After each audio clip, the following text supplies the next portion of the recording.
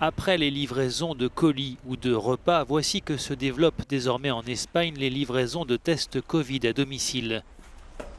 À Madrid, où l'épidémie progresse, de nombreux habitants ont aujourd'hui recours à ce service qui leur permet de gagner en rapidité, confort et sécurité. Béatrice est livrée directement devant sa porte. Elle souhaite faire tester son enfant. Avec ce service à domicile, dit-elle, je n'ai pas besoin d'appeler un centre de santé publique, d'attendre que quelqu'un décroche et d'avoir un rendez-vous. Si je peux faire un test tout de suite et que j'ai les résultats rapidement, cela me permet de continuer ma vie normalement. Le test est ensuite acheminé par un livreur vers ce laboratoire privé qui analyse chaque jour environ 200 échantillons. Il y a beaucoup de patients qui veulent savoir s'ils sont positifs ou non pour se rassurer eux-mêmes et pour rassurer leur famille. Les autorités recommandent le recours au test quand une personne présente des symptômes ou qu'elle a été cas contact. S'ajoutent à cela des motifs type déplacement professionnel, voyage à l'étranger ou les visites aux personnes âgées.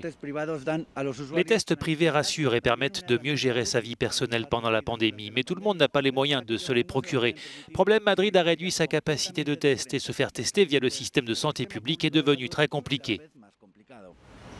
Les tests publics à Madrid ont été réduits d'environ 30%. Sont considérés aujourd'hui comme prioritaires les personnes vulnérables ou vivant sous le même toit qu'un malade du Covid. Or, pour les experts, cette réduction de capacité peut compromettre le contrôle de la pandémie. La meilleure façon de contrôler la pandémie est d'identifier les cas et de suivre les cas contacts.